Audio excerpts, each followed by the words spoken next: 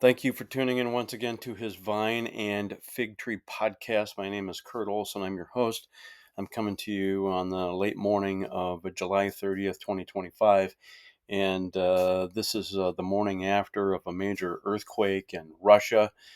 There are tsunami warnings throughout the Pacific from Japan to Hawaii, Alaska, even the American West Coast.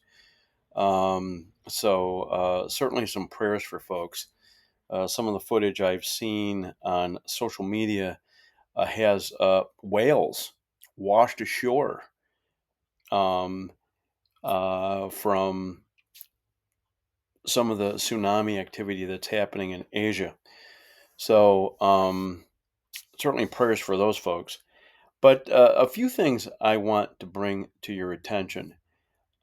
These things are not interrelated. We're going to talk about the Gaza food crisis, the shooting in New York City, a very cryptic message recently by Dan Bongino, and the EPA, and a major announcement that happened on Tuesday. Let's start with Gaza.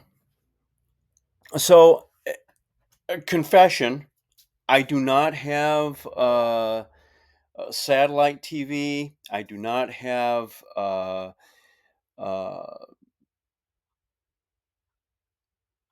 I do not do the cable television stations for news. So I have not been bombarded with these images day in and day out here in recent weeks. But in recent days, we've had the New York Times having to apologize for, and they really didn't do a good job of that, actually. The New York Times having to kind of walk back a little bit of a story that they put of a kid from Gaza, arguing that this was a sign of malnutrition, and it happened to be a kid who was born with. Back in the day, we called them developmental disabilities. I have no clue what they call them today, but that was the situation there.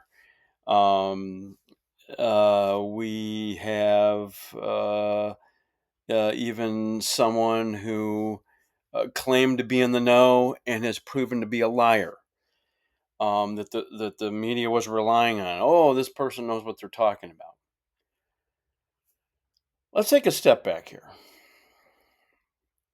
Okay, so the U.S. and Israel came together on creating the Gaza Humanitarian Foundation, and the goal here was to take care of the needs of the citizens on the Gaza Strip because the leadership of their nation or territory, whatever you're going to call it, is a bunch of two-bit terrorists who are more interested with what the leadership in Iran might be telling them to be doing on any given day than the people who are next door.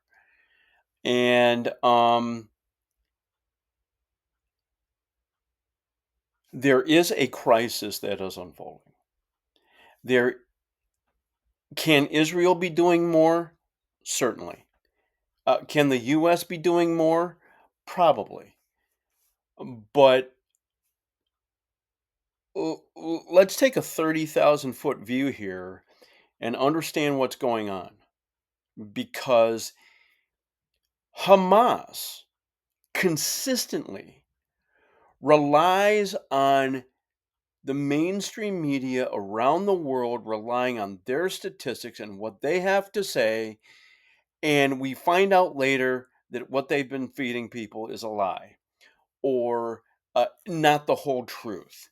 You'll remember the hospital that Israel supposedly hit in the early days of their offensive following October 7, 2023. And we come to find out that it was an errant rocket fired by Hamas. Um, these people use their own citizens in the Gaza Strip as human shields. We see this with, um, we've seen this with key military locations, under schools, churches, hospitals, you name it. And Hamas is the governing authority of the Gaza Strip. When that all happened in the early mid 2000s, Hamas was given power by people. And Hamas has one goal: Jews don't get to live. And when you're dealing with people with oversight, with that kind of perspective, first of all, I don't know how you think you're going to negotiate a ceasefire and a hostage release from them, with them. And secondly, how can you come to trust anything these people say? But every time we turn around, the mainstream media around the world, not just the United States, seems to do so. And I mean, there are bad players throughout this. And if the citizens on the Gaza Strip are hungry and there is food available, every measure should be taken to make sure that it actually gets into the hands of people, and that the Hamas leadership isn't just throwing food away, or taking it and using it as bargaining chip to, maybe get weapons or whatever. Um, these things are realistic in this scenario. And I heard Jonah Goldberg talk on CNN. Jonah Goldberg is with the Dispatch. Some people would regard him as a never Trumper, but Jonah Goldberg is still a sensible, right of center thinker. And we are on the verge of engaging in public policy and foreign policy with images. And those images are powerful. And there is some human suffering going on, and no one's dismissing that. Some people need to bring their heads together and make sure the right thing is getting done for these folks. And um, I am going to, in the description to this podcast, leave a story that I thought was very measured in its approach on this issue. It came from the Free Press that I read on Monday, and you can read that in its entirety. But the next thing. So, Monday night, in the early evening, late afternoon, whenever this was, a guy is walking through Midtown Manhattan with an assault weapon at his side. How the person didn't get stopped before this crime unfolded in this building that he landed at is a complete mystery.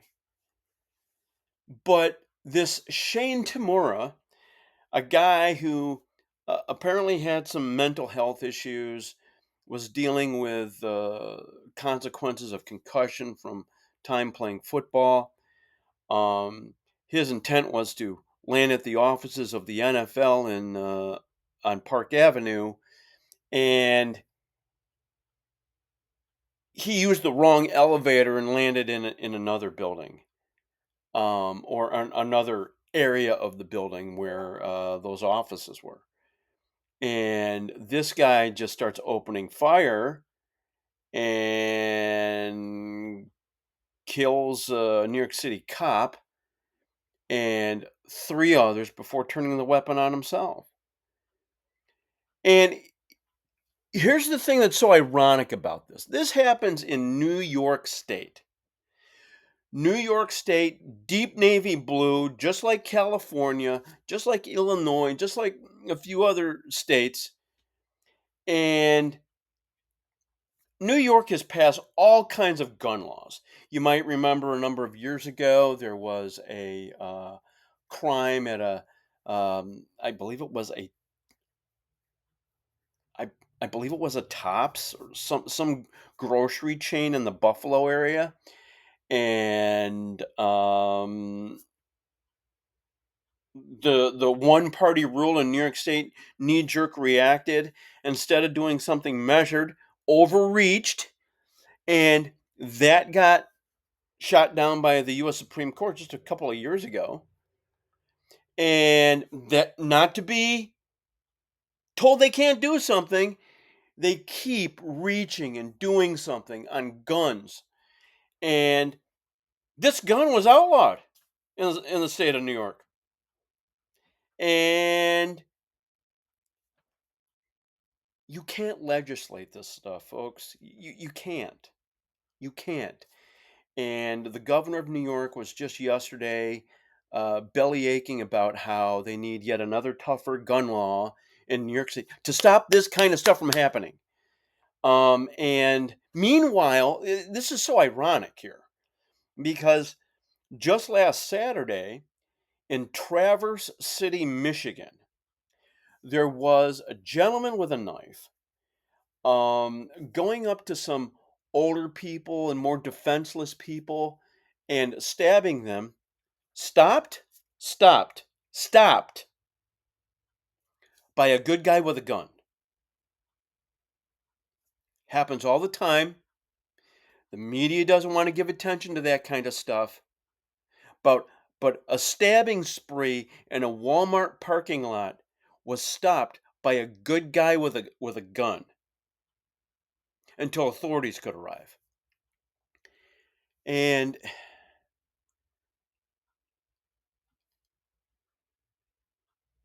New York will overreach and do something that is really stupid.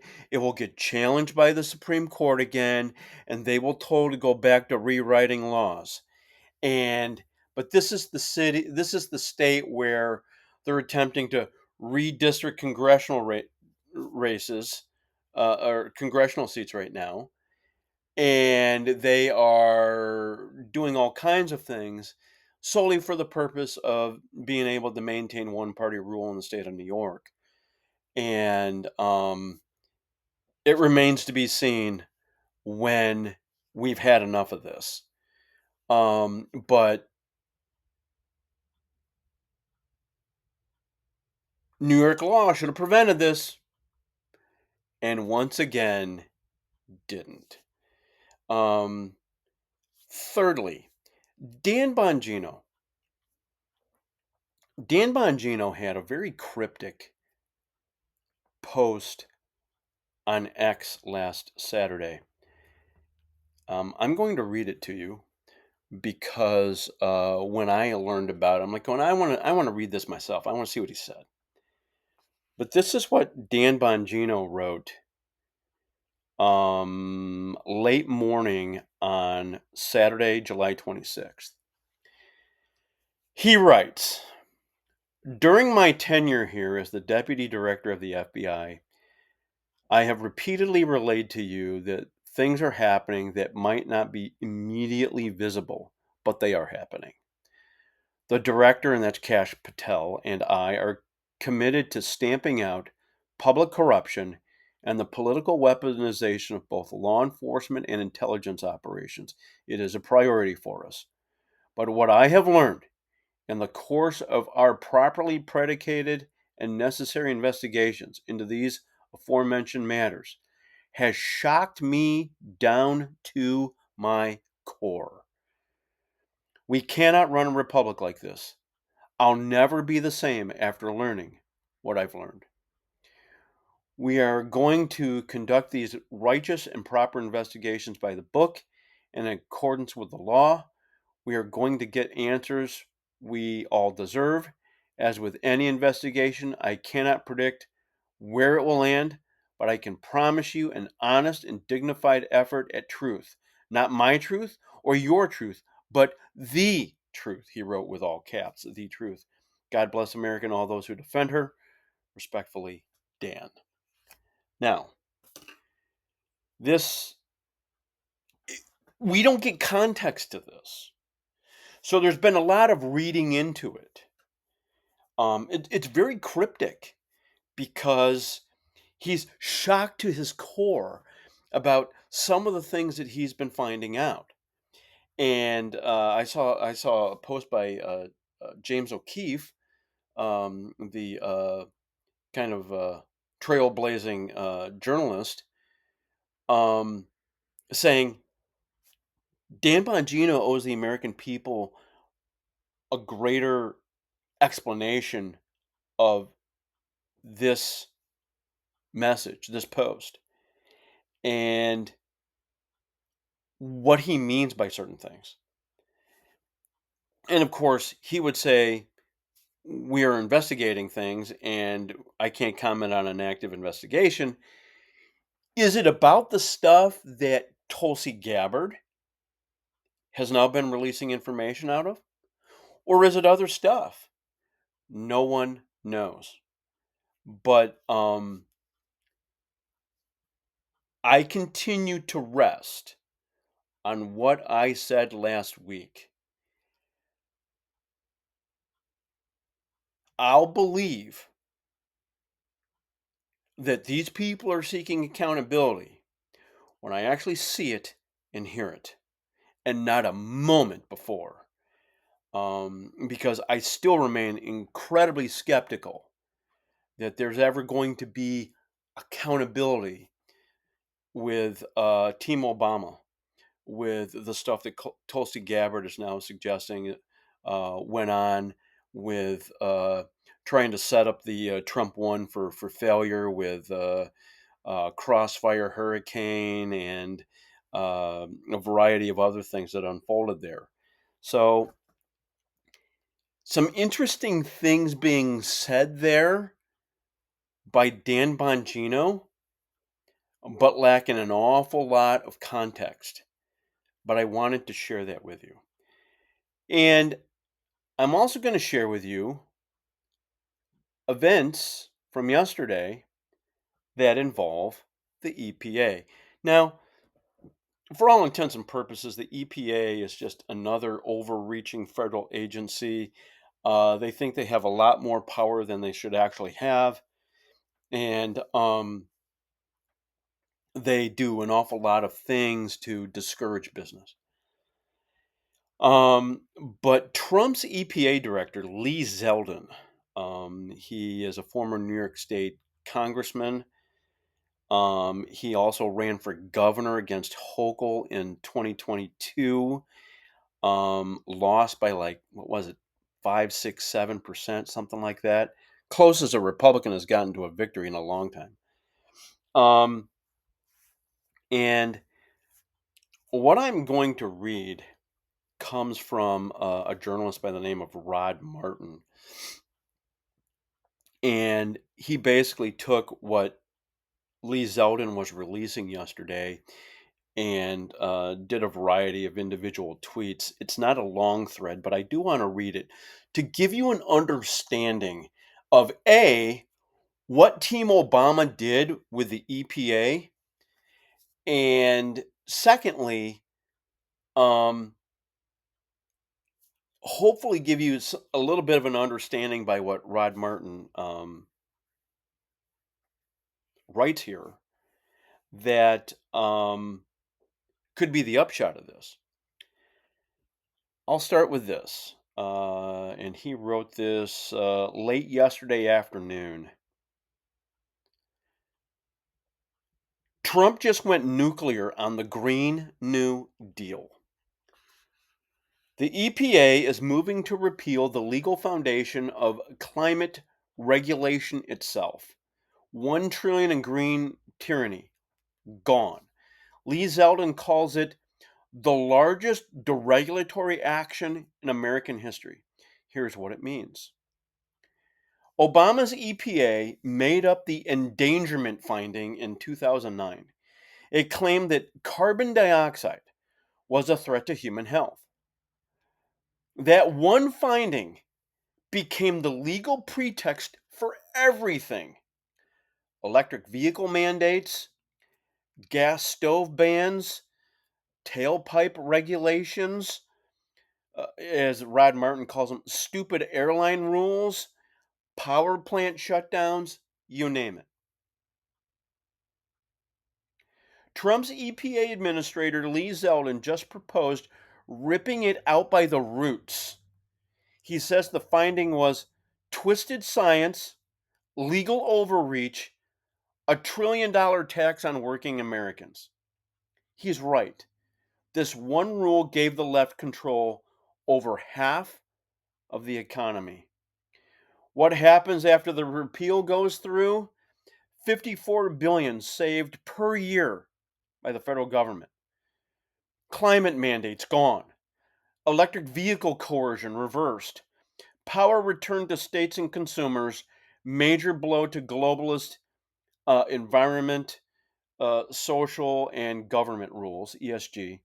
In short, the death of a key deep state power grab. Zeldin, there are people who, in the name of climate change, are willing to bankrupt the country. That's not hyperbole, as Rod Martin writes. The endangerment finding: let unelected bureaucrats wage war on energy, agriculture, and transportation without ever passing a law.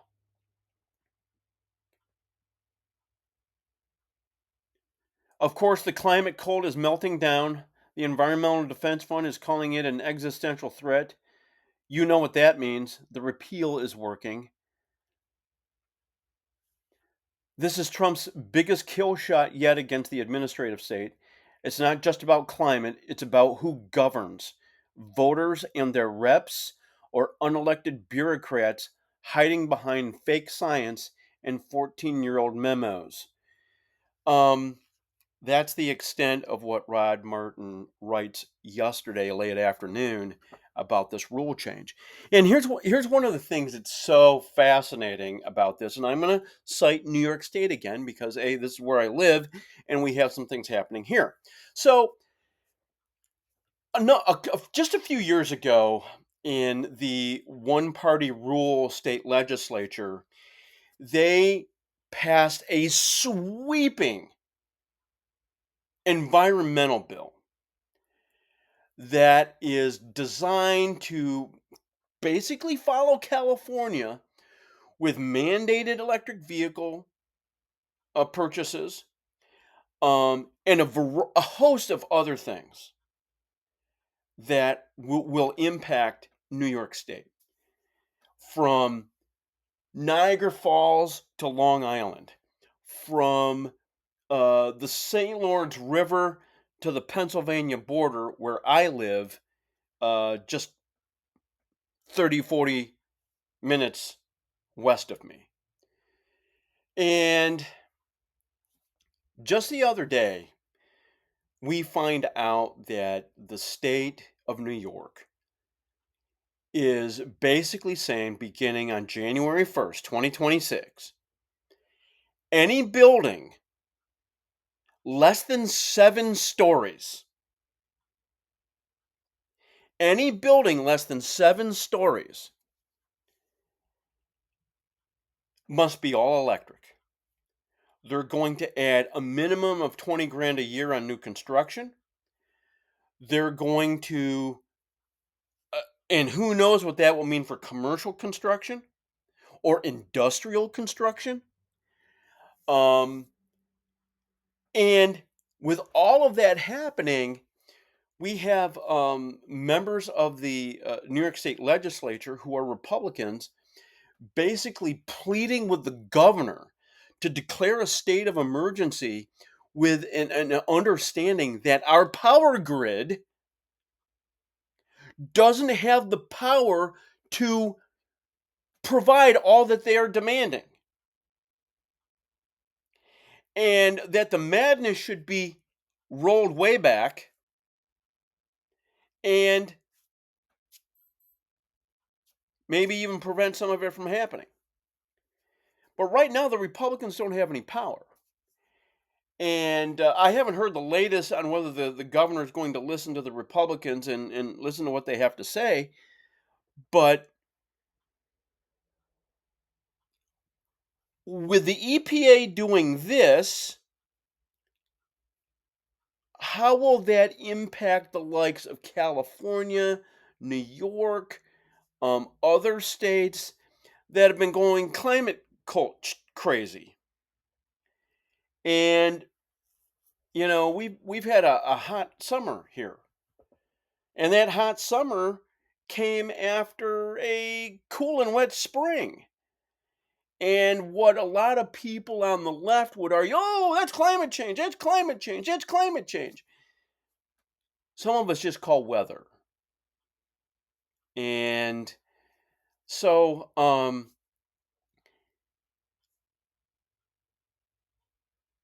this is happening in real time right now.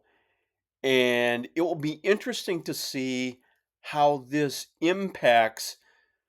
States have gone whole hog on the climate change rules, like California and New York.